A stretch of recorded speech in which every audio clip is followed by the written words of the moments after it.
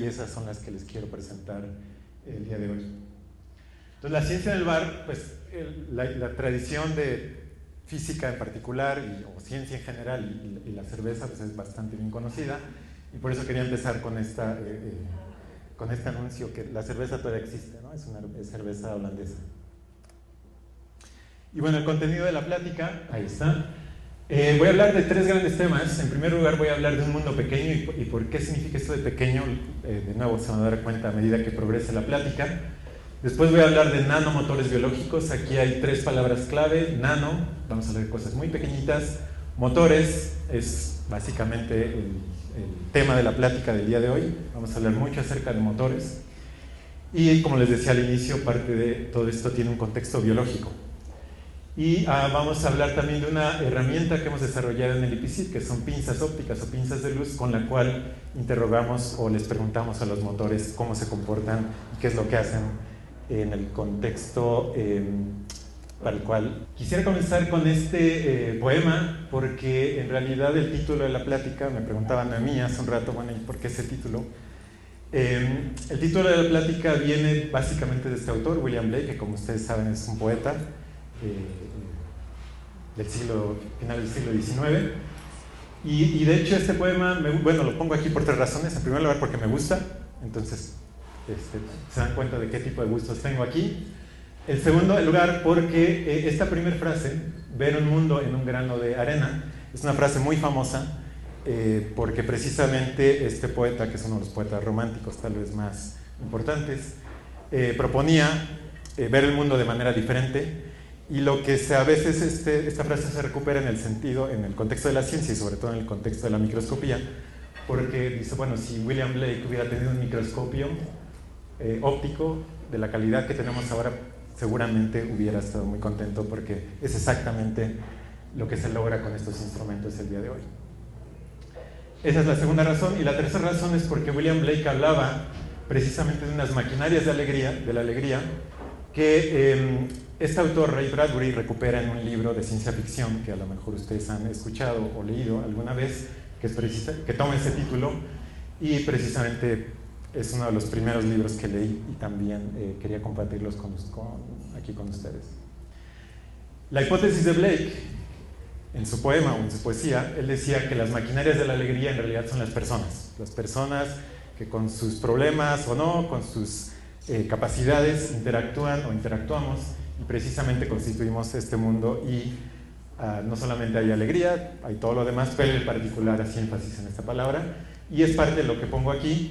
Y el día de hoy yo no voy a enfocar a hablar de las personas, sino que me voy a enfocar a hablar de constituyentes muy pequeñitos, del orden de nanómetros, y en un momento los voy a explicar, o lo vamos a revisar si es que ya lo conocen, esto de los nanómetros. Pero voy a hablar de estas cosas que son muy pequeñitas, que están presentes en cada uno de nosotros y que hacen posible precisamente muchas de estas manifestaciones.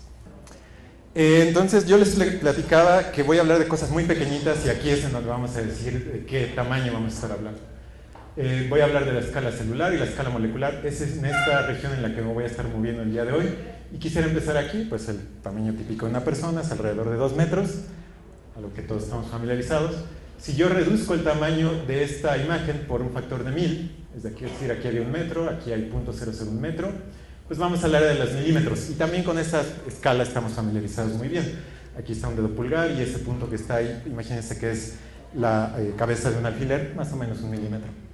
Si disminuimos por un factor de 1000, otra vez, pues ya vamos, es decir, 1000 veces más pequeño que esto, vamos a llegar al mundo de las células. Las células tienen un tamaño aproximadamente de micras, que es precisamente esto que se muestra aquí, es decir, 1 milésima de milímetro. Y si vamos todavía un salto de 3 órdenes de magnitud más, es decir, otro factor de 1000, de para aquí y para acá, llegamos precisamente a esta área prometida, que son los nanómetros, ¿no? Entonces aquí son milímetros, aquí es 1 micra, de aquí 1 milésima de 1 micra es 1 nanómetro. Y es justamente en esa escala en la que muchos de los componentes celulares se encuentran. En particular, ustedes ven ahí una molécula de ADN. Y si disminuimos por un factor de 10 más, es decir, 1/10 de nanómetro, pues ya llegamos a la escala de los átomos. Entonces, realmente ustedes se dan cuenta que vamos a estar hablando de cosas muy pequeñas. Básicamente del orden de 10 veces el radio de un átomo. Es un nanómetro. Entonces, básicamente, cuando ustedes escuchen hablar de cosas de nano, tanto en esta plática como en otros contextos, inmediatamente piensen en este tipo de imágenes y en que ustedes van a estar comparando esos tipos de dispositivos o de moléculas que les presenten, precisamente con una molécula de ADN. Yo les decía también que voy a estar hablando de esa parte de nanociencias o de nanotecnología o de cosas muy chiquitas, pero en un contexto muy bien definido, que es el contexto de la biología. Entonces aquí, para iniciar ese viaje, quería proponerles considerar este organismo, una cebolla. Si preparamos, hacemos una pequeña preparación, una capa muy delgada de la cebolla para que pueda atravesar la luz de este microscopio y ponemos esto aquí. Entonces lo que vamos a ver es algo más o menos como aquí, como lo que se muestra en esta imagen. Fíjense en la escala, esto es 30 micras, entonces estas, por supuesto que cada una de ellas son células, cada célula mide aproximadamente 30 micras de tamaño. Tienen formas más o menos bien definidas y lo que ustedes ven aquí pues, es el contorno de la célula, una cierta periferia, que es la pared celular, la membrana celular en este caso, y hay unos puntitos cafés o oscuros que precisamente son los núcleos. Ahora, algo que sería muy padre es, bueno, ¿qué pasaría si ahora hacemos un zoom aquí, por ejemplo? Y esto se puede hacer, por ejemplo, con microscopios electrónicos, pero no con una célula viva. Desafortunadamente, no tenemos esa tecnología. Hay otros modos en los que se podría hacer esto, pero por lo pronto, créanme que es muy difícil o no se puede hacer con una célula viva. Pero si pudiésemos hacer eso, esto es lo que veríamos. Es exactamente más o menos lo que veríamos en este punto. ¿Por qué? Porque fíjense de nuevo en la escala, aquí era 30 micras, aquí es 30 nanómetros, es decir, hay un factor de 1000, es decir, logramos aumentar un factor de 1000 respecto a lo que se veía por acá. Y lo que se ve es una complejidad enorme, ese es tal vez lo primero, hay muchos colores, unas bolitas que se ven medio moradas, unas fibras, algo muy alargado, por ejemplo, y cada una de estas partes son moléculas que pertenecen al mundo celular. Y más o menos están dibujadas a la escala correcta y también en la densidad correcta. Entonces, esto tal vez nos daría la falsa impresión de que aquí pues prácticamente no hay nada, que la célula está vacía, pero eso es totalmente falso porque está completamente llena de cosas muy muy pequeñitas, pero que con este instrumento no se pueden ver. Es precisamente por eso que dibujamos algo de este estilo. Aquí estaría más o menos el núcleo y acá hay un montón de moléculas. Para los que conozcan, pues este sería el ribosoma, aquí hay unos RNA mensajeros, estas fibras casi no se ven, son de actina, etcétera. Entonces, ese es el mundo en el que yo voy a estar trabajando el día de hoy. Ahora voy a hablar un poco de motivación. ¿Por qué estudiar todas estas cosas? A la gente, ¿por qué le interesa? Y una primer respuesta, voy a dar 3 o un par de ellas, es que, bueno, todo esto es importante en medicina y esto es bueno porque cuando uno escribe al CONACYT para que no lo apoyen con dinero, uno puede mencionar este tipo de cosas y siempre es bueno y en ese contexto está muy bien. El conocimiento a nivel de las moléculas, es decir, cómo funcionan, cómo operan, nos podría ayudar mucho, ser muy útil, es una buena palabra, para poder prevenir, detectar y tratar enfermedades a nivel molecular, es decir, a esos niveles muy muy pequeños en términos de escala. Otra motivación es cómo podemos, o qué es lo que se puede aprender a partir de este tipo de moléculas y cómo lo podemos utilizar esa información. Y esta es una nota en el Excelsior, que de hecho a mí me contactaron un poco para preguntarme mi opinión, porque el título, vean, se llama Nanobots, el siguiente paso en la medicina. Esto es de diciembre del 2013. ¿Y cuál es la idea aquí? Bueno, vamos a leer un poco. Dice, pequeños robots viajando en el torrente sanguíneo para liberar medicamento que alivie o evite dolores mayores. Ese es el futuro de la nanotecnología aplicada a la salud. En un mundo cada vez más móvil, no es difícil imaginar que las medicinas también lo sean, se muevan dentro del cuerpo y que incluso utilicen nuestro propio ADN. Así lo plantean estudios alrededor del mundo. Los nanobots son diminutas máquinas que realizan una tarea específica. Por eso, con el perfeccionamiento de la tecnología, se trabaja para que sea posible que se programen vía Wi-Fi para incidir únicamente en células dañadas. Más o menos esa es la idea, eso es lo que dice ahí. Y a mí me preguntaron, bueno, ¿esto es posible o no? Y en realidad estamos muy lejos de que se pueda llegar a ser, y en un momento voy a insistir un poco más en esa cuestión. Pero visualmente lo que dice ahí es más o menos lo que se va a mostrar en este video. En este caso es una animación de un video que algunos investigadores en Australia están desarrollando, y este no es un nanorobot. Aquí ven esta palabra nano, este es más bien un micro robot, ¿okay? es algo a lo que sí tenemos acceso con la tecnología actual que tenemos disponible. Básicamente, entonces, ahí está el dispositivo. ¿Y cuál es la idea aquí? Bueno, esa es la forma que tiene, más o menos. Y la idea es introducirlo en el torrente sanguíneo a través de un catéter, que es lo que se muestra aquí. En este caso, esta persona supuestamente tiene un problema ahí en la región del ojo. Y entonces el punto aquí es que se libera el motor o el robot, y entonces empieza a moverse de manera independiente, viaja por el torrente sanguíneo, y una vez que llega al sitio en el que tiene que hacer algo, pues ahí se detiene y efectúa su tarea. Que en este caso seguramente es como nos sugerían aquí, pues es remediar el problema, que puede ser destruir a la célula que ya no tiene remedio, o reprogramarla o cambiarle algo para que el problema se corrija. Entonces, esta es una idea que para los que no estén muy enterados o familiarizados o hayan leído muchas notas al respecto, esta es una de las grandes, no quisiera decir promesas, pero una de las grandes motivaciones que tiene la gente para hacer este tipo de trabajo. Esa no es mi motivación, pero quisiera mencionarla aquí con ustedes. En ese contexto, lo que la gente quiere hacer pues, es desarrollar estas cosas, estos dispositivos. Yo les presentaba un micro robot, pero lo que la gente quiere hacer es un nanorobot, es algo de este estilo. Aquí de nuevo esto significa que de aquí para acá hay un nanómetro. Cada una de estas bolitas de este dispositivo que se ve es un átomo. Entonces lo que la gente quiere hacer es algo de este estilo, en este caso son 2 engranes, tal vez una máquina muy sencilla, no estoy seguro para qué serviría, pero lo que sí es, lo que la gente quiere hacer es algo de este estilo, para realizar alguna función que sea de algún tipo de utilidad. El problema con esto, y era lo que yo les decía, porque soy a lo mejor un poco escéptico, es que no podemos fabricar esto, y en realidad la tecnología actual está muy lejos, mínimo décadas, si no es que mucho más tiempo, para poder siquiera intentar hacer algo de este estilo. Entonces esta es una propuesta que es imaginaria hasta ahora, pero que para mucha gente le parece tan atractiva que decide dedicar su vida para lograrlo. En contraste, esto no se puede fabricar de manera sintética, nosotros no lo podemos hacer, pero esto sí lo podemos hacer. Y lo podemos hacer no solamente, bueno, lo podemos hacer aunque no queramos, es decir, en este momento ustedes están sentados, escuchándome, y en este momento alguna de sus células se está dividiendo, está en ese proceso de división, y está creando una nueva molécula de ADN, que es exactamente lo que ustedes ven aquí. Y no solamente puede lograr crear esta cadena de ADN, sino que lo hace con una fidelidad increíble, porque estas proteínas o estos componentes celulares que crean estas moléculas tienen un error de 1 en 1000 millones aproximadamente, y no solamente eso, sino que tienen forma de corregir sus propios errores. Entonces hay toda una, llamémosle así, por lo pronto, tecnología asociada a la producción, por ejemplo, del ADN. Estos dos están en la misma escala. De hecho, el diámetro de una molécula de ADN es de solamente 2 nanómetros. Entonces, la moraleja de esta historia, hasta ahora, es que la biología tiene mucho que mostrarnos acerca de cómo se comportan y cómo se construyen, cómo operan, cuál es el mecanismo de funcionamiento de todos estos dispositivos.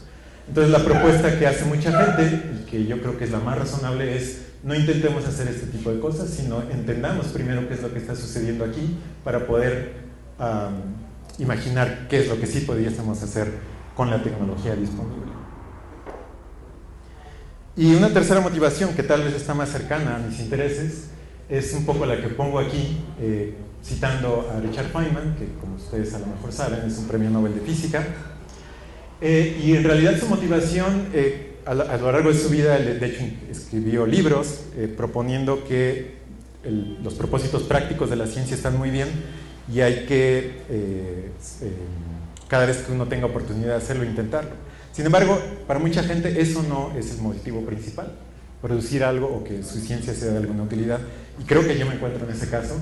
Y un poco lo que propone aquí Feynman es, voy a leer un poquito aquí, dice: es nuestra responsabilidad como científicos, sabiendo acerca del gran progreso que viene de una forma de una filosofía de la ignorancia satisfactoria, básicamente, y por eso lo puse aquí en negro, porque él propone que la ciencia es una filosofía de la ignorancia.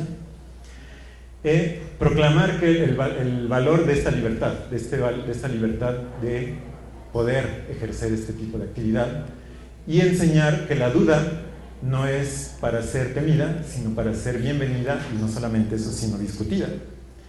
Y demandar que esta libertad de acción pueda ser nuestro legado para todas las generaciones futuras. ¿Qué quiere decir con esto, o qué es lo que yo entiendo de esto?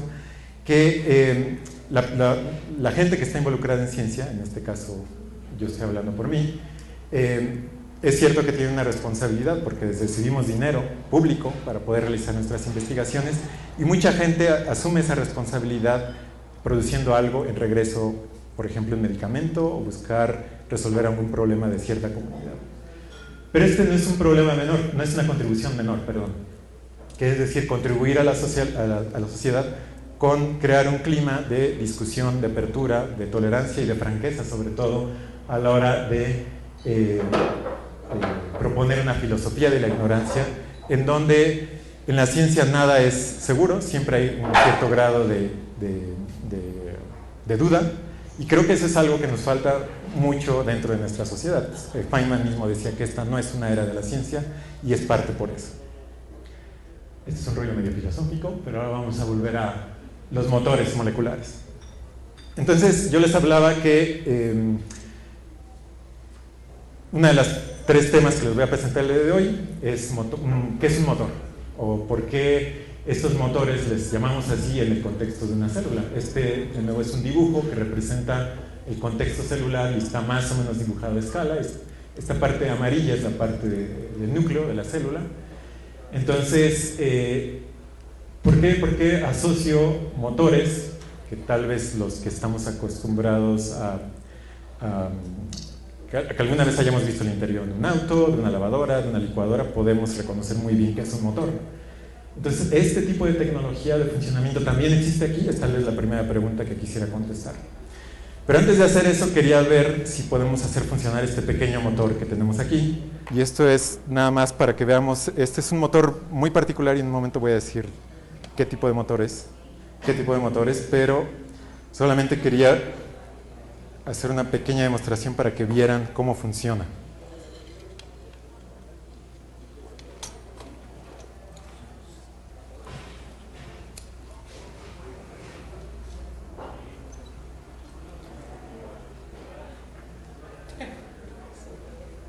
Ok, entonces mientras se calienta un poquito, que es lo que hay que esperar un poco, lo que van a ver ustedes es un motor de Stirling, es una máquina de Stirling. Se inventó en los 1800, no sé si tú te acuerdas, Yuri, en qué, 1850 y tantos, pero es una de las máquinas más eficientes que hay en términos de convertir un tipo de energía, que en este caso es energía en tipo de calor, a movimiento, como ustedes lo van a ver ahora. Y de hecho esta máquina se olvidó durante mucho tiempo, pero ha sido recuperada sobre todo en las plantas solares, porque esas plantas tienen enormes parábolas que colectan toda la luz en un solo punto, y justamente en ese punto se pone uno de estos motores, y entonces comienzan a transformar la energía del sol, lumínica, en calor, y posteriormente en algún tipo de energía, por ejemplo, eléctrica. Vamos a ver si ya funciona esto.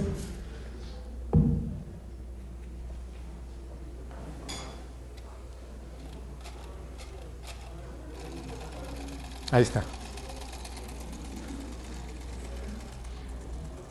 Entonces lo primero que hice fue darle un pequeño empujón, que es el arrancador. Como el arrancador de su coche, ustedes necesitan darle un pequeño empujón.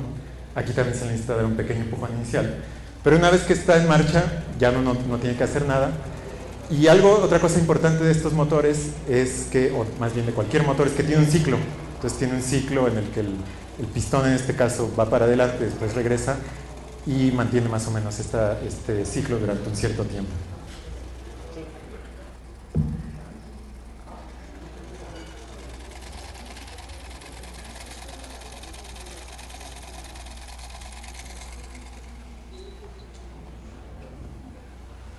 Ok, entonces ahí quedó. El motor sigue funcionando a pesar de que no hay calor, precisamente porque está caliente todavía y en algún momento se detiene. Entonces, esta es una máquina de Stirling, es un motor. Este es un motor eléctrico, del mismo tipo que hay, por ejemplo, en una licuadora.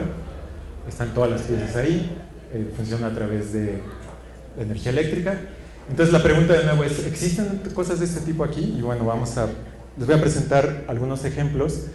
Les voy a presentar 3 ejemplos y después vamos a pasar ya a un motor que es exactamente el que nosotros estamos estudiando en el laboratorio.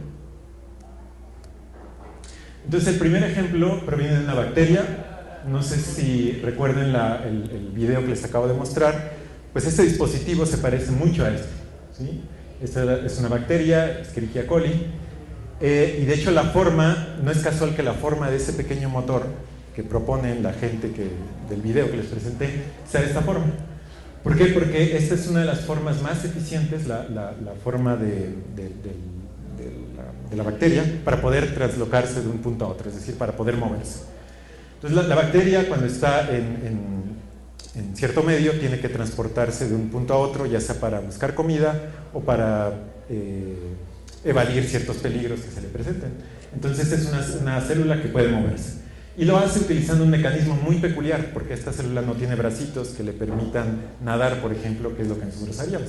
Y aunque lo estuviese, resulta que es imposible físicamente que lo haga, ya que en este mundo muy pequeño, en el mundo de la célula o de lo que hay dentro de una célula, pues esto que nosotros aprovechamos para nadar, que es la inercia, no existe en ese mundo celular.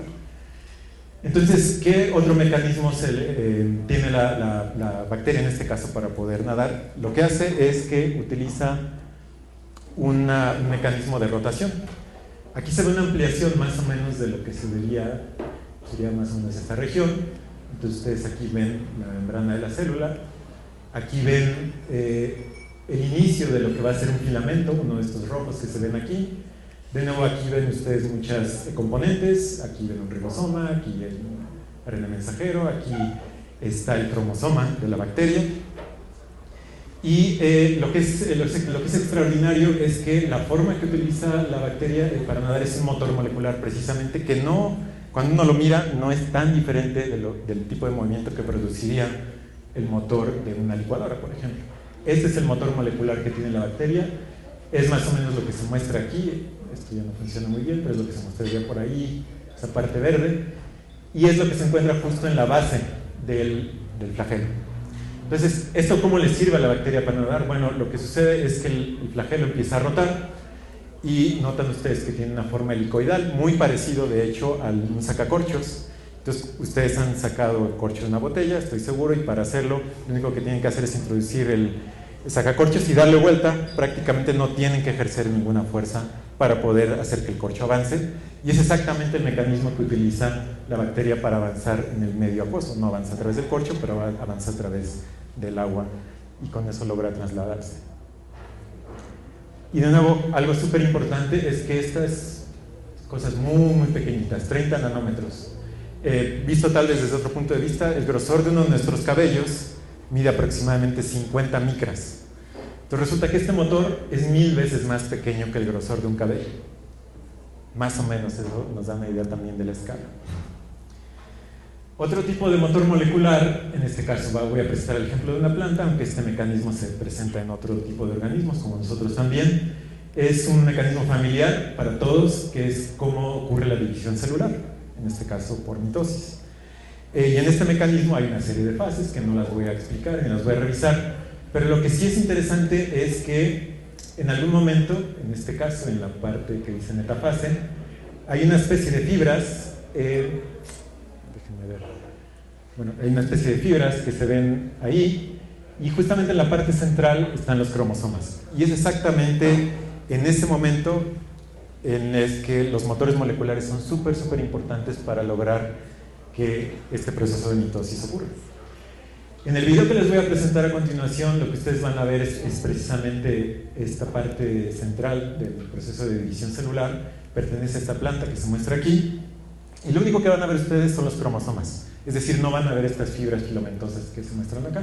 Aquí están los cromosomas, aquí ya se duplicaron, es decir, ya se produjo una copia idéntica del conjunto de todos ellos, y en este momento se alinean precisamente en la parte central de lo que va a ser las dos células, y en algún momento un conjunto, un juego de los cromosomas se van a ir para este lado y el otro juego se va a ir para el otro lado.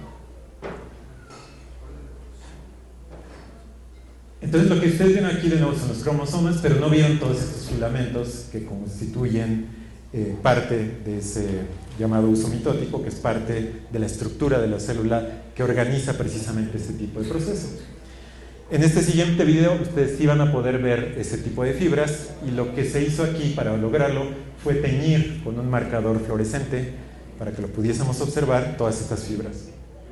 Ustedes van a ver aquí muchas células, ahí está, y ahí se forma el uso mitótico en todas ellas, y justamente en ese momento fue cuando se dividieron. Hay una desorganización aparente de los microtúbulos, que eso es lo que son estos filamentos, y después vuelven a formarse, y eso va a dar lugar precisamente a dos células hijas. Entonces, en este video lo que vieron fueron los cromosomas, en este otro vieron algunos tipos de filamentos. ¿Y esto qué diablos tiene que ver con motores moleculares? Pues resulta que esos filamentos que ustedes vieron en el video de la izquierda, aquí los represento en color verde, y esos se llaman microtúbulos. Básicamente forman parte del esqueleto de la célula. Así como nosotros tenemos un esqueleto, también la célula tiene un esqueleto. Y estas van a ser las dos células finales resultantes de esa división, y lo que se ve aquí en esta ampliación es algo así como una estructura con 4 bolitas, 2 arriba y 2 abajo, y lo que hacen 2 de esas bolitas es unirse a un microtúbulo, al microtúbulo superior, y las 2 bolitas de abajo se unen al microtúbulo inferior, que van a pertenecer finalmente a la otra célula. Y lo que hacen es ejercer una fuerza. Lo que hace este pequeño motor es enviar o ejercer una fuerza sobre este microtúbulo en el sentido de esta flecha, que es a la izquierda.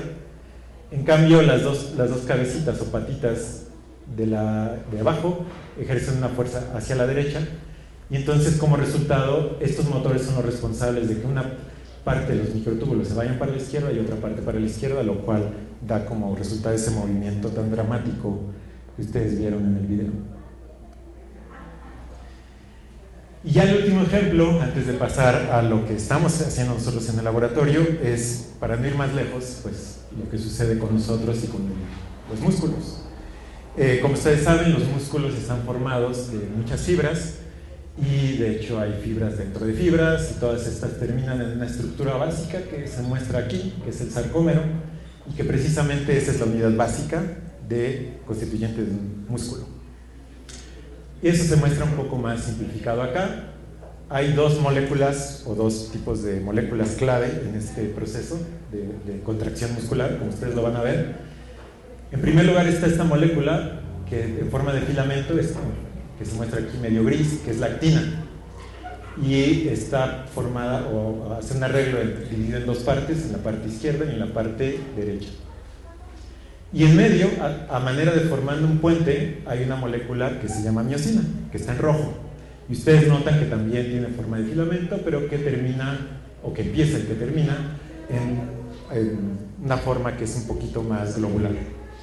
¿Qué es lo que está ocurriendo entonces? Lo que ocurre es que esa miosina es un motor molecular. Y lo que hace se muestra precisamente en esta animación de aquí. Esta fibra que se está moviendo, en este caso hacia la izquierda, es la actina, sería una de estas fibras. Y este es el filamento, pero que justamente en la punta hay una cosa globular, y es precisamente la proteína, es precisamente el motor molecular. Que en este caso, este motor molecular no está diseñado para dar vueltas como el otro que yo les mostraba en el caso de la bacteria. Este motor molecular lo que hace es que toma, o se une, mejor dicho, a esta proteína o a este filamento que es la actina, y lo empuja hacia un lado. Más o menos lo que yo les platicaba en la diapositiva anterior con el caso de los microtúbulos. Y para ello todas estas moléculas o todas estas bolitas que ustedes ven que llegan y que después se parten, pues es precisamente las moléculas involucradas en el proveer energía a este motor para que pueda funcionar, y en un momento voy a comentar más sobre ello. Entonces, el mecanismo de funcionamiento, ¿cómo es? Bueno, pues esta cabeza se une a este filamento y lo empuja, en este caso, hacia la derecha. En cambio, esta cabeza de por acá se une a este filamento y lo empuja hacia la izquierda. Entonces, el resultado final es como si tuviéramos nuestros dedos y los fuéramos a juntar uno con otro. Y ese es precisamente el mecanismo de contracción muscular. Pues cuando el músculo está relajado, estas fibras o estos conjuntos de proteínas están alejados entre sí, pero cuando contraemos el músculo, queremos ejercer una fuerza, estas distancias se recortan, y se recortan precisamente debido a la acción de estos pequeños motores.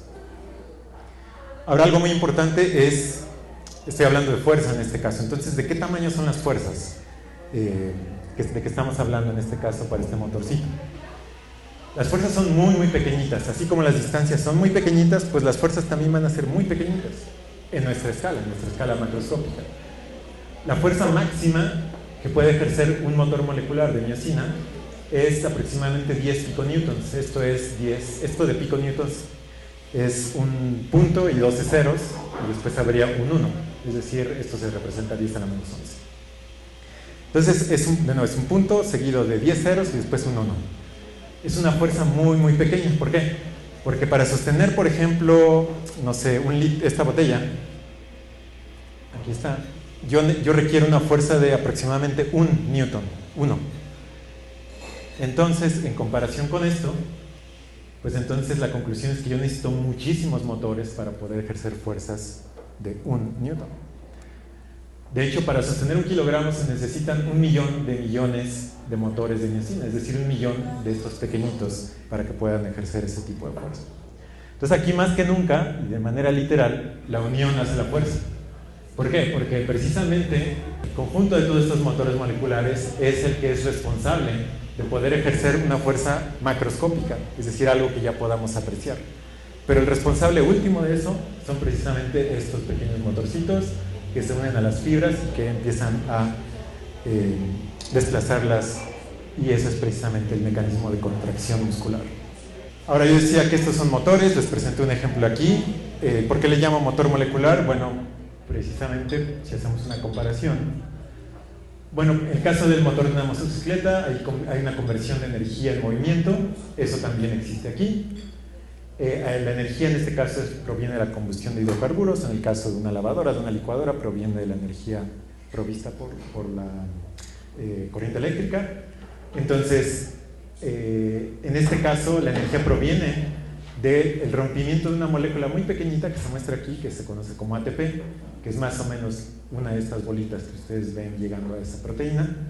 Y entonces lo que la molécula hace es romper uno de estos enlaces, este de aquí, y entonces utiliza o aprovecha la energía que antes estaba en forma de energía química para realizar un trabajo, en este caso mecánico.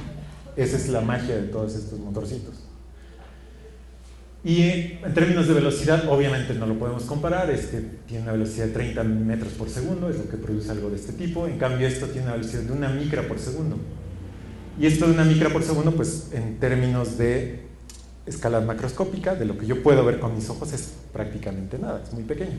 Pero piensen en el mundo celular. Yo les decía que una célula mide aproximadamente 30 micras de tamaño. Eso significa que a ese motorcito le llevaría, o podría desplazar esta distancia de toda la célula, 30 micras, pues aproximadamente en 30 segundos. Más o menos ese es el tipo de números que estamos hablando aquí. Y ahora sí llegamos al motor que nosotros estamos estudiando en el laboratorio. Este motor se llama cinesina y podemos decir que es el motor más pequeño del mundo.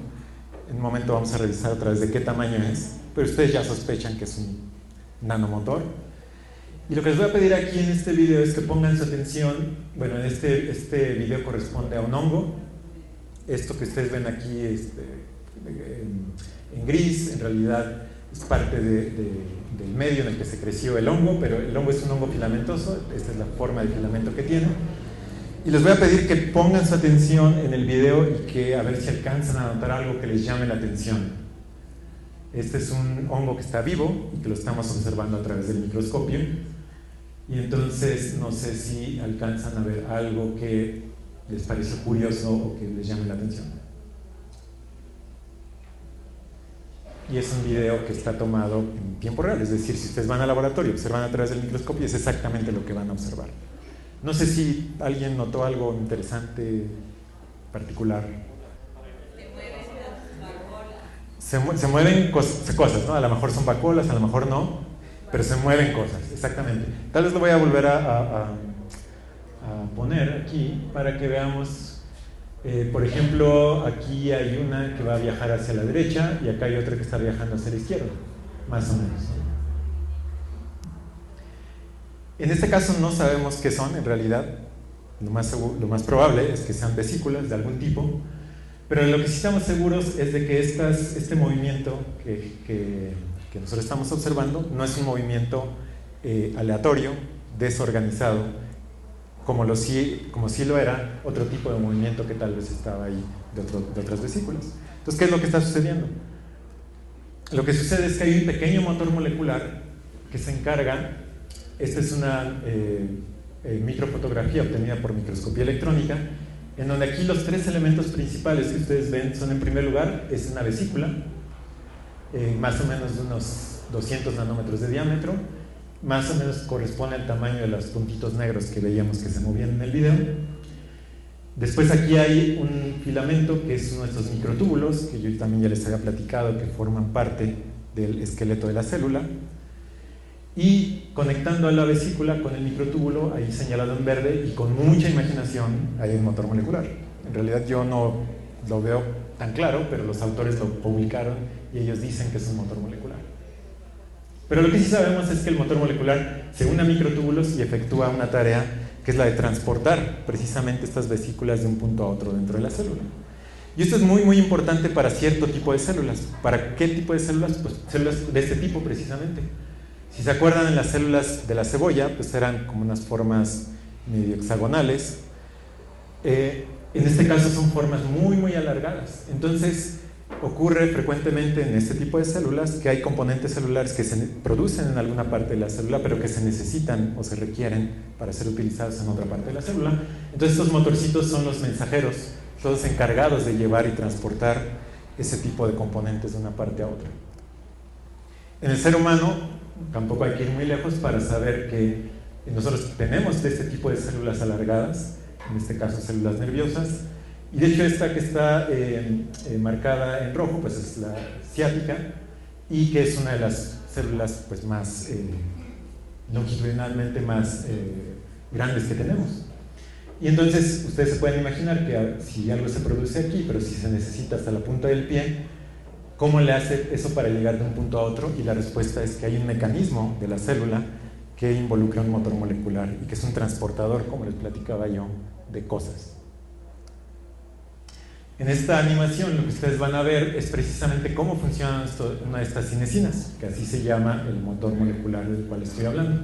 De nuevo, aquí ven los tres componentes principales. Esta es una vesícula, este es el motor molecular y este es el microtúbulo, que es parte de ese citoesqueleto, que así se le llama al esqueleto de la célula. Entonces lo que ustedes ven ahí es cómo se transporta, cómo se logra viajar la vesícula o el vesículo desde un punto de la célula hasta otro. ¿Sí? Es gracias a esta proteína motora que, como ustedes ven, tiene como dos zapatos o patas, y que básicamente lo que está haciendo es algo muy similar a lo que nosotros hacemos, que es caminar.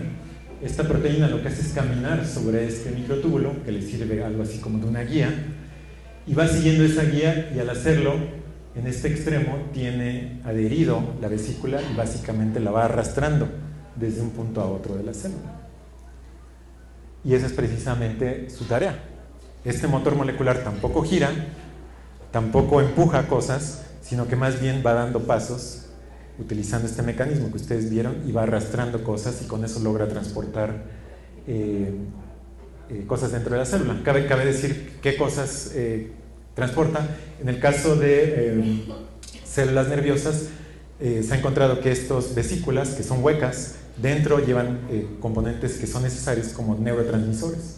Entonces ese tipo de componentes son necesarios, que sean llevados hacia los extremos de ese tipo de células, y estos motores es lo que hacen. Ahora, la primera vez que yo vi este tipo de motores en el laboratorio, hace como unos 8 años, la verdad quedé fascinado y pasaba horas viendo al microscopio y no me cansaba de ver esos motores. Y creo que este entusiasmo ha sido compartido por mucha gente, en particular por creacionistas. Porque lo que dicen los creacionistas es que la cinesina es una prueba de que el mundo está diseñado gracias a la inteligencia, una inteligencia superior.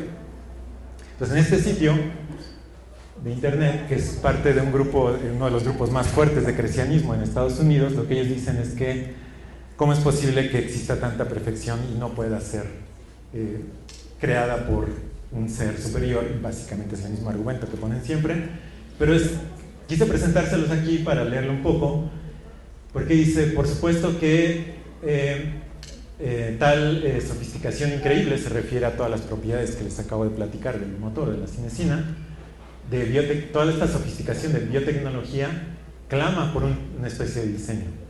Pero pregunta este tipo, bueno, ¿pero acaso Dios recibe la gloria en la literatura científica que describe estas increíbles máquinas y procesos? No.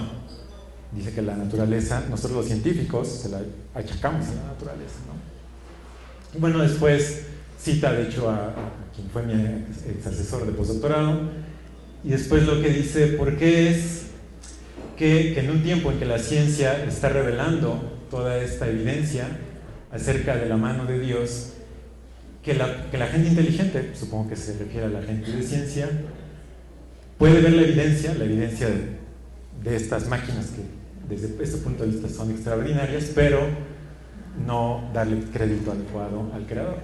Y bueno, le echan la culpa, por supuesto, al ateísmo y a la teoría de la evolución. Y después siguen diciendo que la evolución no tiene ninguna teoría que sea plausible para explicar cómo algo tan sofisticado como la cinecina, bueno, y lo demás, pudo haber evolucionado en una forma gradual. Y bueno, y dice que ya ni siquiera hablemos de muchísimas otras funciones y procesos que hay dentro de la célula.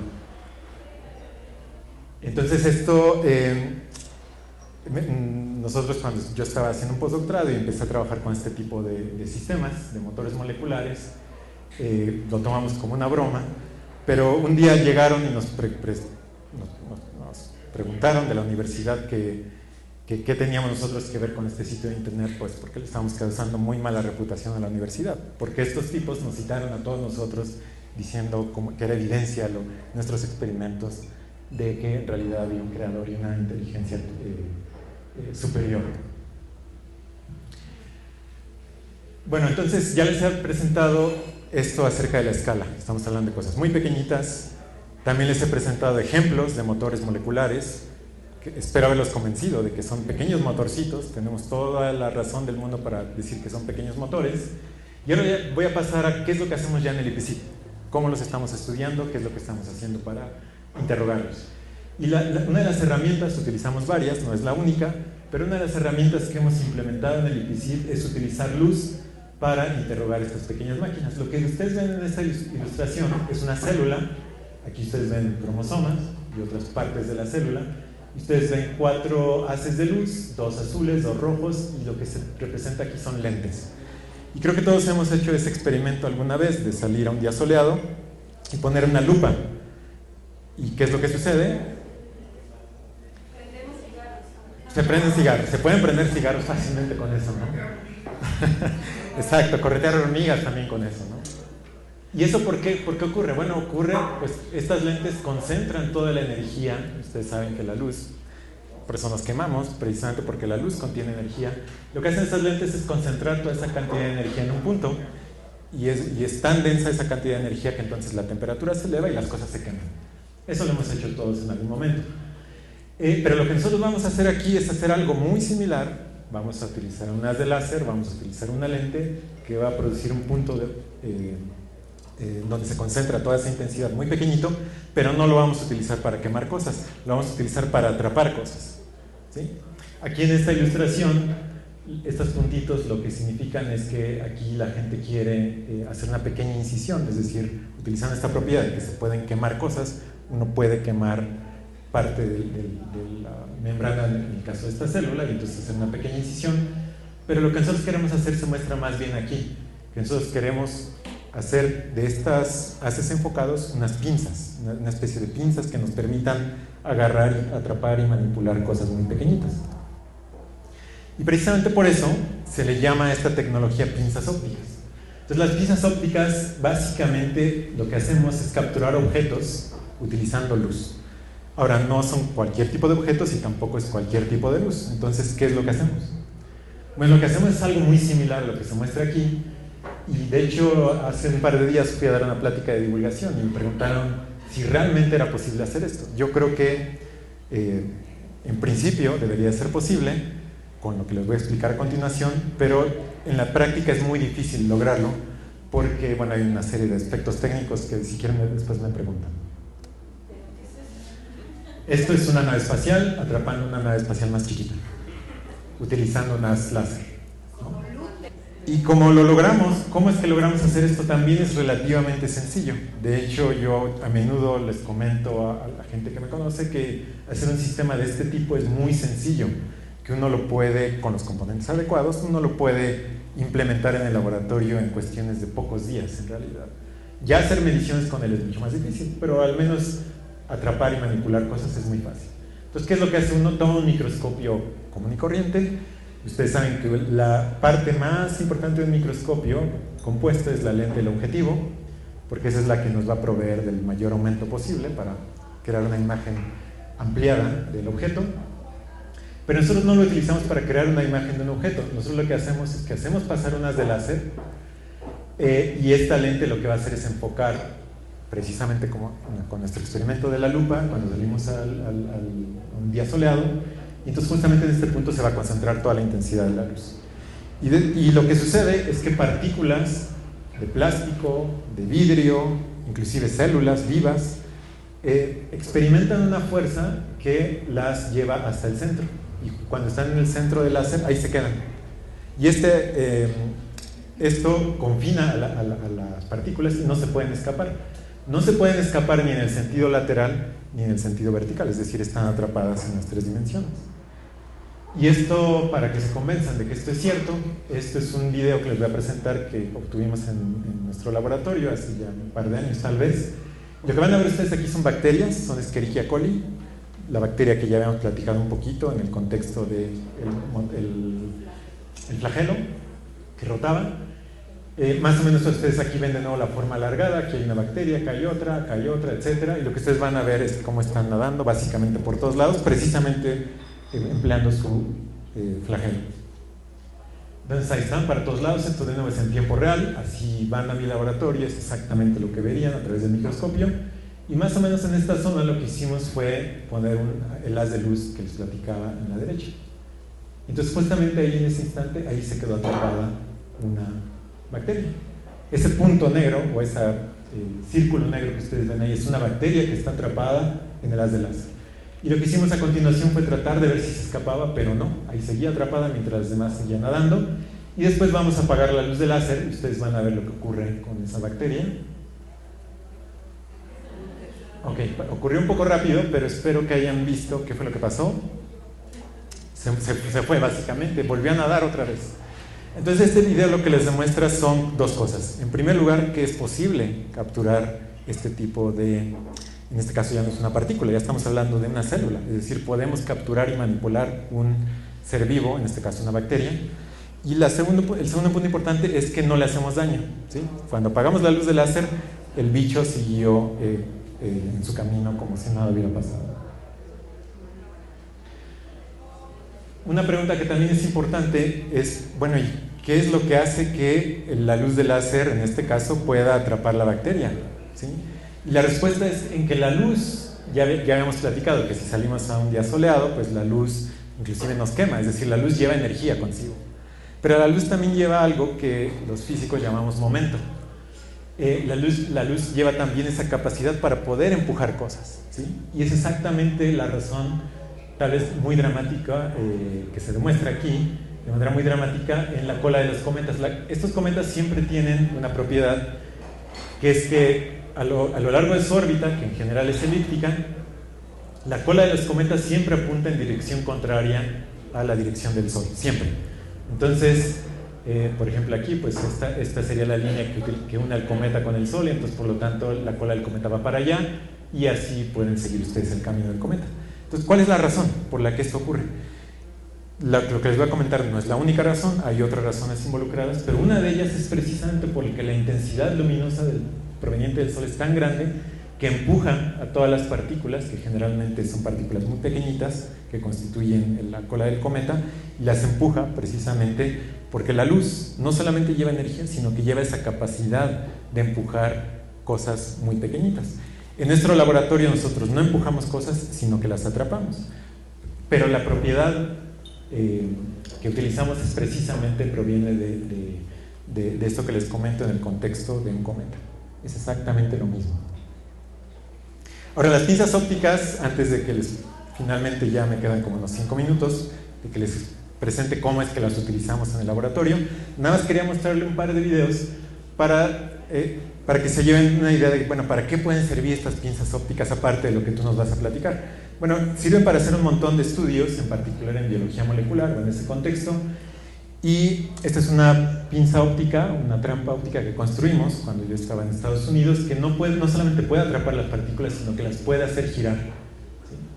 Y eso es muy importante porque entonces podemos estudiar cosas que tengan cierta simetría circular o que giren, como el motor de la bacteria, como el ADN mismo, cosas de ese estilo. Entonces es algo padre que hicimos y que ahora se puede utilizar para este tipo de estudios. Otra cosa que me pareció interesante mencionar es, por ejemplo, este ejemplo de Cambridge. Lo que se hace aquí es que hay dos haces de láser, uno proveniente de la derecha y otro de la izquierda, que se juntan en la parte central, y estas bolitas verdes que ustedes ven aquí representan células. Esta es una animación, obviamente, pero ¿cuál es el propósito de que las células pasen por ahí? Bueno, cuando están cerca del láser van a ser atrapadas, pero por la configuración muy especial que se utiliza ahí, las células son estiradas, ¿sí? Entonces esta es un dispositivo para, sin dañarlas, estirar a las células una por una.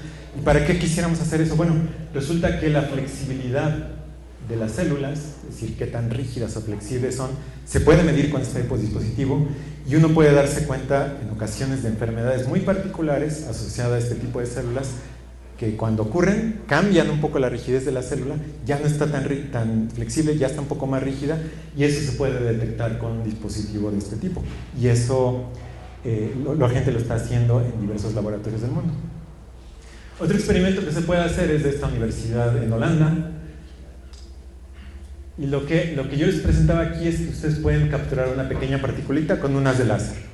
Pero ¿qué pasa si ahora en vez de un haz de láser pongo 1, 2, 3, 4, 5, 6, 1, 2, 3, 4, 5, 6, 7, 42 haces de láser? ¿Qué pasa si pongo, y que cada uno de esos haces de láser pueda atrapar una partícula? Bueno, pues entonces voy a poder manipular de manera individual cada una de estas partículas. ¿Y para qué quisiera hacer eso? Bueno, para hacer experimentos de este tipo.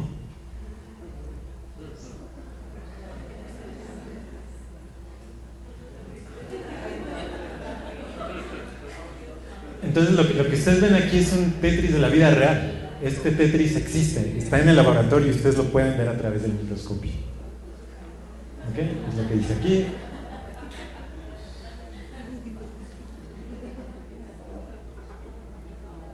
Lo cual prueba que los científicos tenemos mucho tiempo libre, creo. Bueno, volviendo al IPC, lo que hicimos cuando yo llegué, pues quisimos implementar un sistema de este tipo, y ustedes lo que ven aquí es nuestro laboratorio más o menos en el año 2010. No hay nada, exactamente. Entonces, gracias al trabajo de estudiantes, en particular de UNAMI, que está aquí presente, logramos construir este dispositivo que en realidad conjunta muchas cosas de electrónica, de óptica, de programación, etcétera. No lo voy a mencionar más allá de eso, pero realmente es una integración que es algo que me gusta mucho de parte de lo que yo hago, que es que se integran muchas partes de la ciencia. Yo les hablé que soy físico, pero hacemos biología, pero todo esto involucró un montón de ingeniería y de pensar muy muy bien qué era lo que queríamos hacer con nuestra electrónica y nuestra óptica. Y bueno, justamente aquí, en esta parte que se ve aquí, es en donde vamos a tener esferitas que podamos atrapar, y de hecho este dispositivo fue el que utilizamos para poder obtener este video que les mostré de las bacterias que eran atrapadas. Y bueno, ya en los últimos 2 minutos les voy a decir ya cómo utilizamos este dispositivo. Lo hemos utilizado para otras cosas, pero en particular cómo le hacemos para estudiar cómo funciona este motor molecular. Bueno, fíjense primero acá, lo que tenemos aquí apenas se alcanza a ver. Esta fotografía no es la mejor, pero ahí habría un microtúbulo, y acá hay una esferita. ¿Y cuál es la idea? Bueno, lo que nosotros queremos hacer es no estudiar las cosas dentro de la célula. Yo les mostré tal vez un video, más bien una animación, de cómo se caminaba esta cinesina sobre los microtúbulos arrastrando su vesícula. Eso estaría muy padre estudiarlo. Cómo ocurre dentro de la célula, es decir, a lo mejor tomar un video de cómo ocurre dentro de la célula, y de hecho lo quisiéramos hacer. Pero antes de eso queríamos hacer este experimento. ¿Qué tal si en un vidrio, en un pedazo de vidrio que es el portaobjeto del microscopio, ponemos un solo microtúbulo, es decir, una sola de estas carreteras que emplea la cinesina para caminar sobre ella. Y después, ¿qué tal si en vez de tener un montón de cosas alrededor que son parte de la célula, pues tenemos una célula que produce de estas moléculas, de estas proteínas, y extraemos todas estas proteínas y las purificamos, es decir, las tenemos muy muy puras, y entonces unimos una sola de ellas, ya no a una vesícula, sino a una esferita de plástico. ¿Por qué una esferita de plástico? Porque nos permite controlar muchas cosas de cómo se hace el experimento, pero es muy similar a una vesícula, es más o menos de 500 nanómetros de diámetro, entonces se asemeja muy bien lo que ocurre dentro de la célula. Y eso es exactamente lo que ustedes ven aquí. Aquí ven el microtúbulo, más o menos, aquí sería la esfera, y en esta imagen de abajo, pues ahí ven la esfera, y el microtúbulo no se ve, pero no importa, porque lo que sí van a ver, que es lo que está ocurriendo ahora, es que esta esferita se está moviendo hacia la izquierda en este caso. De nuevo, este video fue obtenido en tiempo real. ¿Qué quiere decir eso? Que si ustedes van a mi laboratorio es exactamente lo que verían. Esta esfera se está moviendo hacia la izquierda, y ahí los responsables de estar moviendo esta esfera son pequeños motorcitos moleculares que están caminando sobre el microtúbulo y están arrastrando y llevándose la esfera de plástico consigo. Y bueno, ¿y dónde intervienen las pinzas ópticas? Hasta ahí en ningún momento, ahí no intervienen las pinzas ópticas. Las pinzas ópticas las utilizamos después, porque mientras esta esfera mientras esta esfera está transportada por la cinesina hacia la derecha, en el sentido de esta flecha, por otra parte encendemos el láser y nosotros atrapamos a la esfera, como si, acuérdense de cómo atrapábamos esa bacteria. Entonces lo que va a ocurrir en este caso es que por una parte la cinesina quiere moverse y llevarse consigo a la esfera hacia la derecha, pero por otra parte el láser quiere atrapar la esfera y quiere llevársela hacia la izquierda. Entonces lo que se establece es un juego más o menos de este tipo, en donde uno jala para un lado y el otro jala para otro lado. ¿Y para qué nos sirve ese juego? Pues porque nosotros podemos saber qué tan fuerte es la cinesina cuando jala cosas. ¿Y para qué queremos saber qué tan fuerte es? Para saber cómo funciona. Queremos saber cómo funciona, cuál es el mecanismo de funcionamiento de esta proteína. Y este es el tipo de datos que se ven. Disculpe que esté en inglés esta parte, pero ustedes ven en este eje horizontal, que es el tiempo en segundos. Aquí en este eje se vería el desplazamiento, acá la fuerza, de nuevo piconewtons, cosas muy muy pequeñitas. Y lo que ustedes ven aquí, hay 1, 2, 3, 4, 5, 6 ejemplos diferentes de datos experimentales que obtuvimos. Básicamente lo que me gustaría remarcar de esto es que esto se parece como una escalera, donde ven ustedes un nivel, pues acá otro, después acá otro, después acá otro, después acá otro, y así sucesivamente, y lo mismo para los otros datos. Eso se ve así porque cuando la cinesina está parada en algún momento, pues no camina, no avanza, y eso lo detectamos nosotros como uno de los escalones. Después la cinesina da un paso y eso pasa al siguiente escalón y así sucesivamente. Entonces esto, lo que nosotros estamos registrando con este tipo de datos es cómo se avanza la cinesina, cuál es su velocidad, qué tanta fuerza puede soportar, etc. En particular en este experimento lo que aprendimos es que los tamaños del paso de la cinesina miden 8.2 nanómetros. Son cosas muy muy pequeñitas y ese es el tamaño que podemos nosotros medir en nuestro laboratorio. Y las fuerzas también son pequeñas, del orden de 7 piconewtons, es la fuerza máxima que puede desarrollar este motor. De nuevo, 7 piconewtons significa 7 por 10 a la menos 12, o un punto seguido de 12 ceros y después un 7. Fuerzas muy muy pequeñitas, cuando para levantar esta botella necesito de 1 newton. Y ya con eso termino. Las conclusiones de lo que les he presentado el día de hoy es que les he hablado de 3 cosas básicamente. Uno, que hay pequeñas máquinas, hablamos de los nanómetros, de qué significa eso. También les transmití, espero, un poco mi escepticismo de que en realidad este mundo de la nanotecnología tiene mucho potencial, pero a la hora de diseñar máquinas, a la naturaleza nadie le va a ganar por mucho tiempo, y es exactamente lo que nosotros queremos aprender de la naturaleza, cómo es que funciona. Las fuerzas son muy pequeñitas, es lo que les comentaba hace un momento, y esta nueva herramienta que son pinzas ópticas, que utilizamos luz láser precisamente para manipular estos objetos que son tan pequeñitos, que ejercen fuerzas tan pequeñitas, pero que necesitamos unas delicadas manos de luz para poder hacer este trabajo.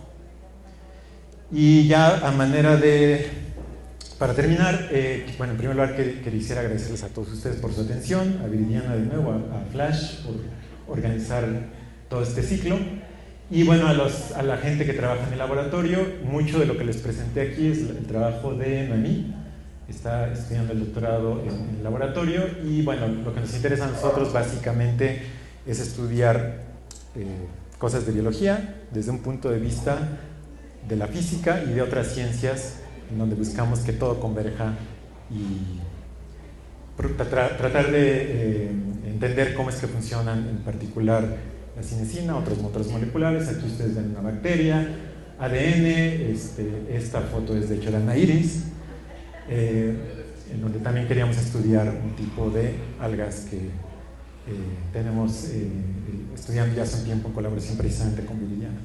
Bueno, entonces yo hasta ahí lo dejo. Muchas gracias por su atención y si tienen alguna pregunta.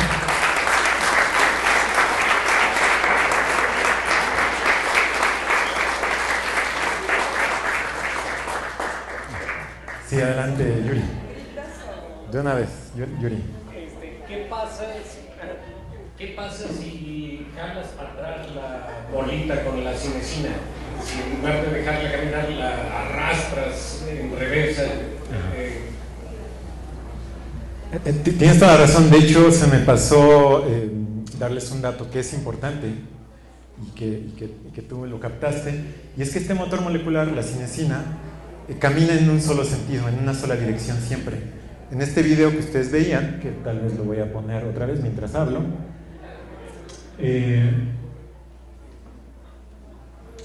ustedes no ven que la bolita se vaya en el sentido opuesto, siempre va hacia la izquierda, en este caso, siempre. Eso sucede porque el motor, de manera intrínseca, solamente va en una dirección. Y entonces tu pregunta es muy buena, porque si yo digo, ahora, bueno, ¿qué pasa si yo ahora con mis pinzas ópticas jalo la esferita y ya no quiero que la cinesina vaya para acá, sino ahora que vaya para allá? Y de hecho el experimento se ha hecho y los resultados son contradictorios, porque todavía no hay un consenso para cómo explicarlos. Lo que se observa es que para fuerzas pequeñitas la cinesina no pasa nada, se queda parada para fuerzas pequeñas. Pero si comienza uno a aumentar la fuerza, empieza a caminar para atrás. Y entonces hay una pregunta interesante que la gente se hacía. El ciclo normal, decíamos que todos los motores tienen un ciclo, entonces el ciclo de este motor ocurre de manera tal que siempre va a avanzar para adelante, en este caso, para la izquierda, para la derecha. Pero ¿qué pasa cuando empieza a dar pasos para atrás? Hay una pregunta muy interesante que tiene que ver si todo el ciclo se va a regresar, es como si se regresara en el tiempo, y entonces ya no está consumiendo energía, sino va a producir energía, entonces va a sintetizar ATP, y eso es algo, una predicción que sería fantástica comprobar en el laboratorio, pero todavía no se ha visto. Entonces eso es lo que sucede y es una pregunta que está abierta. Términos de interacción proteína, ¿eso es posible? Porque finalmente es irreversible que le cambies el pedazo del aminoácido. ¿Qué no decir eso? El grupo funcional del claro. Aminoácido se oxida en lugar de que se reduzca todo. Sí, yo creo que tendría que haber condiciones de ese tipo. Pero por ejemplo, lo que sucede con la ATPasa, una ATPasa que su función es producir ATP, pero también cuando camina en reversa, hidroliza ATP. Entonces hay ejemplos de máquinas, de motores moleculares que pueden ir en ambos sentidos, ¿no? Entonces en este caso, de manera natural no ocurre, uno tiene que venir de manera externa y jalarlo, y entonces la cinesina sí va a empezar a dar pasos para atrás. Pero por eso decía que los resultados no son tan claros, porque la pregunta en términos de termodinámica y de irreversibilidad es muy fuerte, entonces habría que ver con eso. A lo mejor nos interesa aquí a la familia Argüello, ¿puedes tú sacar RNA de una célula para no hacer extracciones tan pesadas? Se ha hecho experimentación con pinzas ópticas, hacer la excisión en la célula y sacar, no necesariamente RNA, cualquier otra biomolécula que sea de interés clínico o biológico. Tienes razón que es algo que podría ser muy interesante y potencialmente útil para aplicaciones como la que tú pensabas. No se ha hecho y hay una buena razón para ello, que cuando tú abres la célula, yo les mostraba imágenes de este tipo. Déjame ver, tengo que regresar bastante, pero más o menos al punto que quiero regresar. De hecho esta imagen no es tan buena, precisamente, que bueno, sí ilustra bien el punto. ¿Por qué? Porque aquí ellos dicen, bueno, ¿qué pasa si podemos capturar unos cromosomas y moverlo y llevarlo, etcétera? Pero la realidad es un poco más compleja que eso, y eso era lo que tal vez, o por ejemplo ahí ese video no es tan bueno, porque en realidad lo que sucede es un poco más parecido a esta imagen de aquí, me gusta mucho esta. Sucede esto. Entonces si yo digo, yo quiero, como tú propones, manipular este RNA, sí, pero cuando lo haces se te viene este ribosoma y otras enzimas, entonces sería muy difícil hacerlo de manera selectiva. Ese es el problema.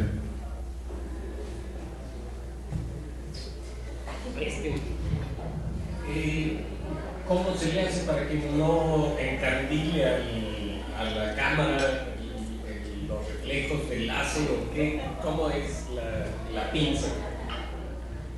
Sí, de nuevo, qué bueno que me pregunta eso, porque yo les decía, bueno, podemos capturar objetos con luz, pero les decía, no podemos capturar ni todos los objetos ni cualquier tipo de luz.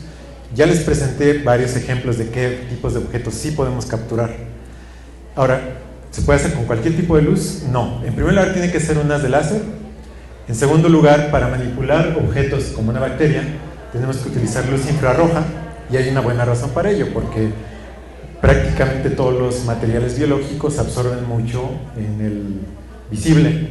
Entonces absorben mucho azul, mucho verde, mucho rojo, pero ya en la región del infrarrojo, es decir, nosotros, por ejemplo, no podemos ver el infrarrojo, sería invisible esta luz.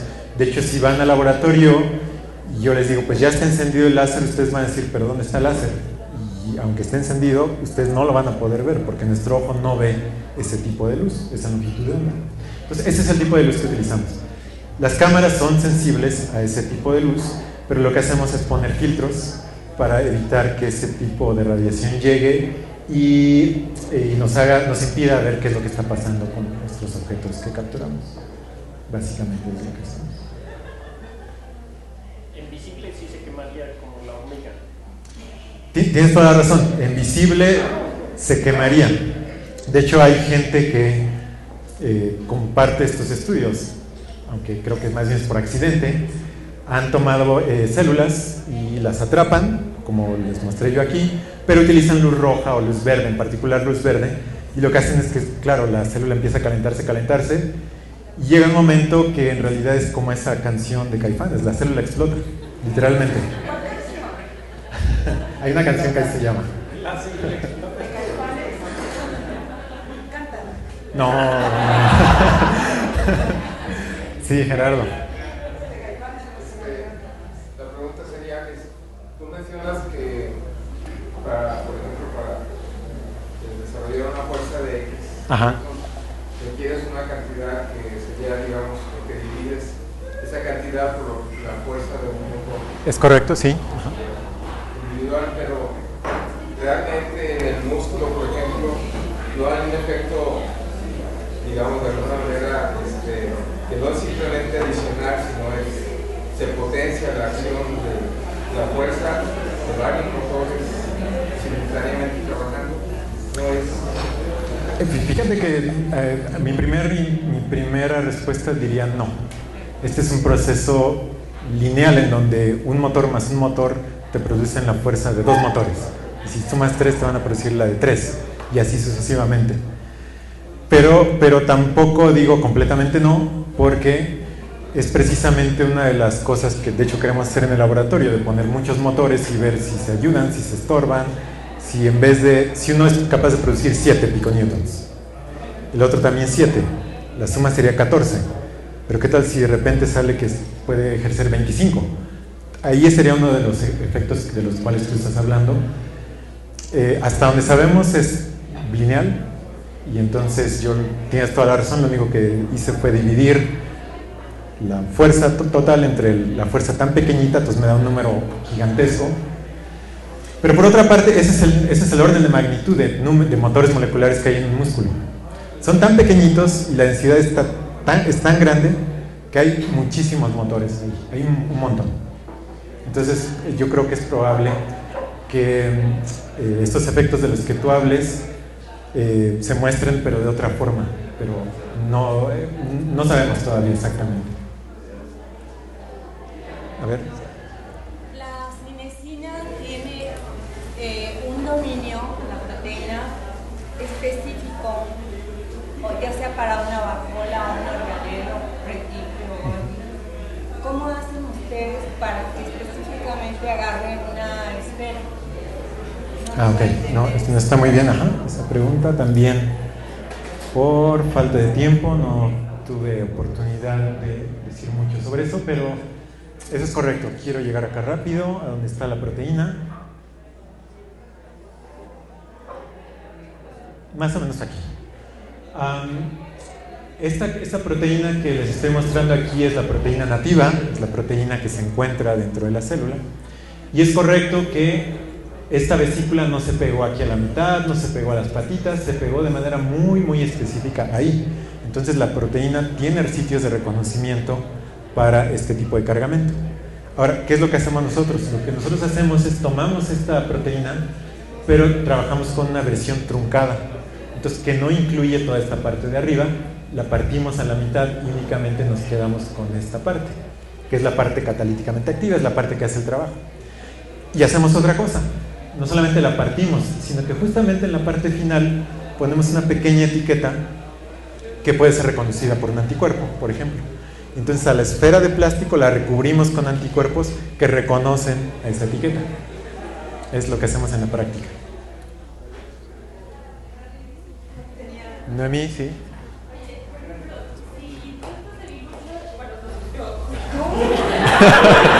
Yo también, la verdad.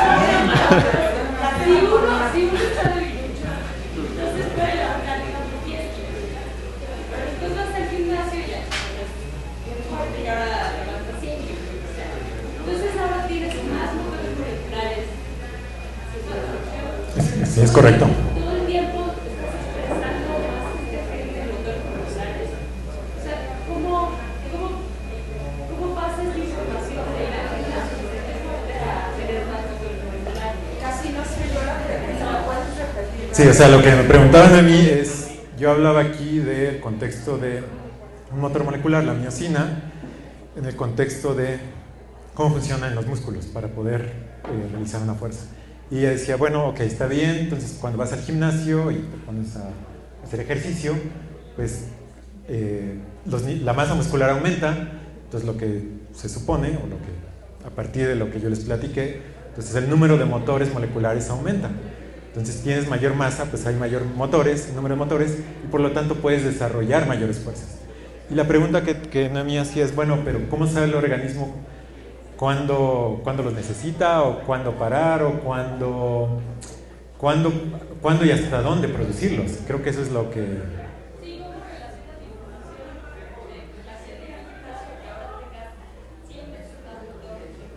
No lo sé, tiene razón, no lo sé cómo se relaciona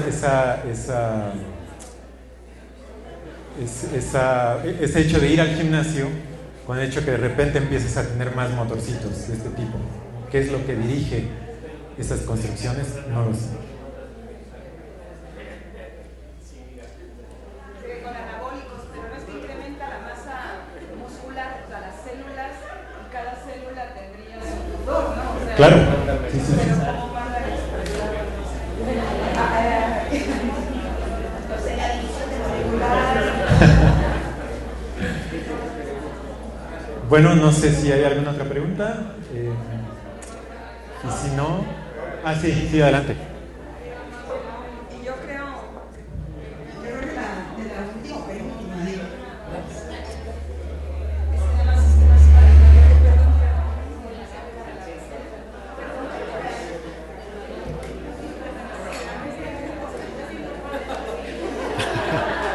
Lo que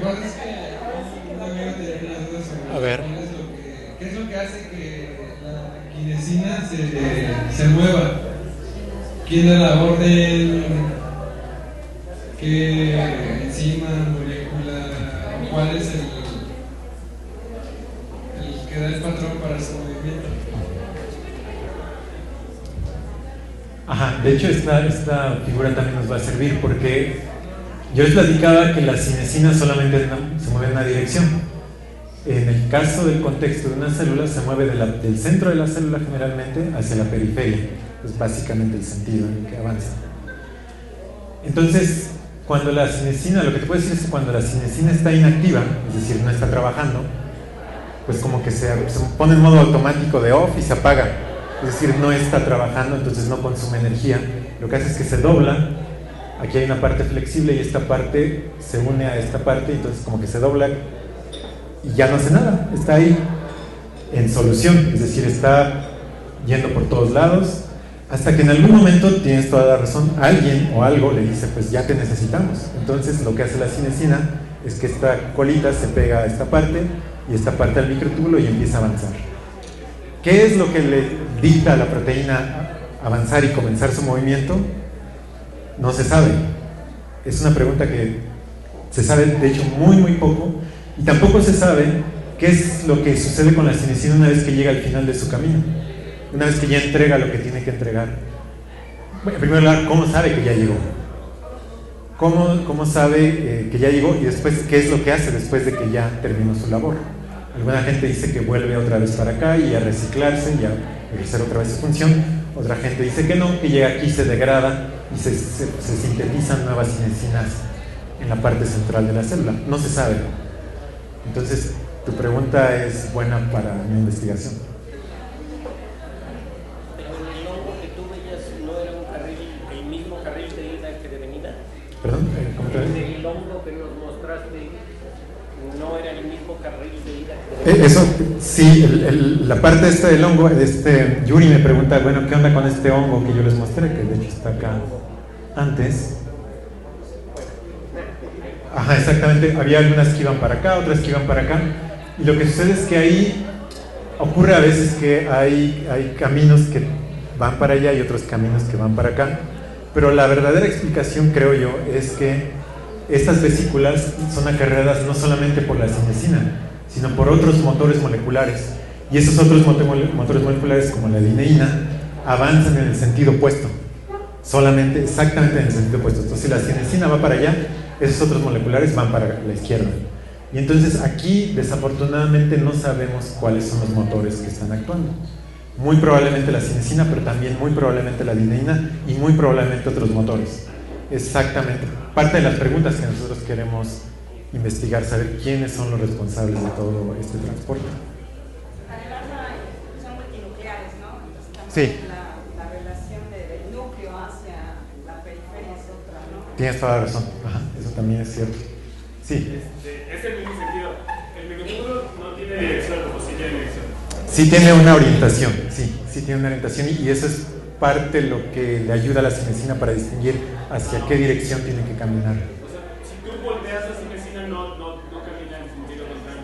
De hecho, es un experimento también buenísimo que durante las primeras, después del descubrimiento de la cinesina, esta proteína se descubrió en 1985 y se empezó a estudiar cómo funciona, y a la gente le interesaba ese tipo de preguntas. ¿Qué pasa si yo la volteo?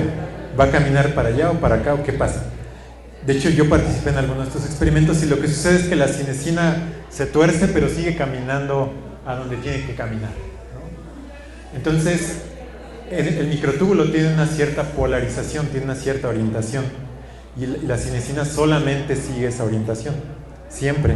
De manera muy ocasional y rara, extraordinaria, da un pasito para atrás, pero da muchos para adelante, ¿no? Pero esa pregunta también era parte de lo que la gente se hacía, y lo que se ha visto es que no, que la tuerzas o le hagas lo que tú quieras, de todos modos sigue manteniendo esa orientación.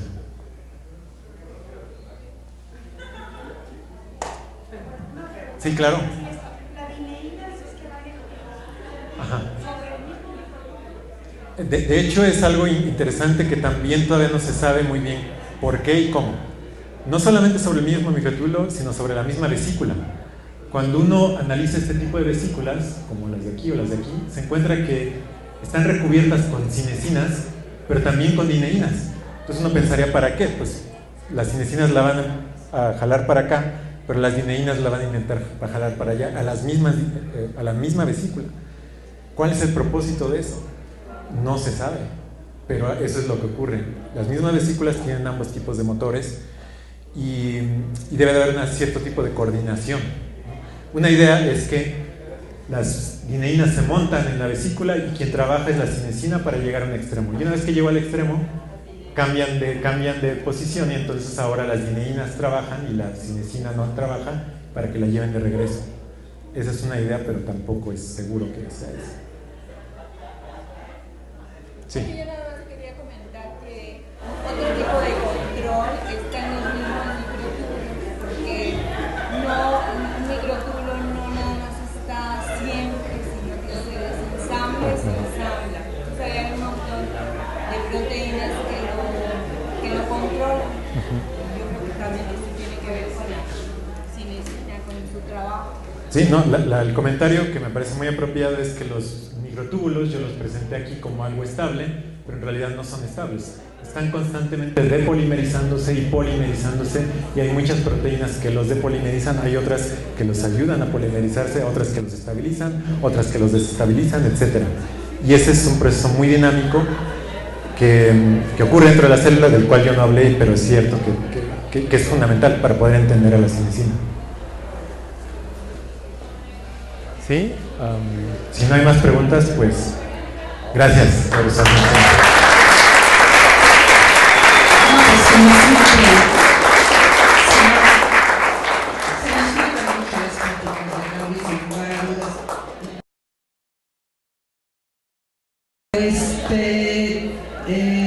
Pues creo que lo más interesante sería visitarlo a su laboratorio. Realmente estás interactuando con los de biología molecular también y están haciendo cosas interesantes que se pueden resolver. La vida parece que sí tiene una polarización, las polimerasas siempre van de un lado a otro y parece que es el mismo principio. Les invito a que vayan a visitar el laboratorio de Braulio, ya nos dejó su dirección en el IPICIT. Quiero agradecer a TV Universitaria, quiero agradecer a Flash y a Yuri, que forman parte de quienes ahora extrañamos mucho a Pepe, organizamos la ciencia en el bar, pero sobre todo Braulio, muchas gracias por la plática, una delicia. Gracias. ¿Verdad que sí? Bueno, gracias. Muchas gracias.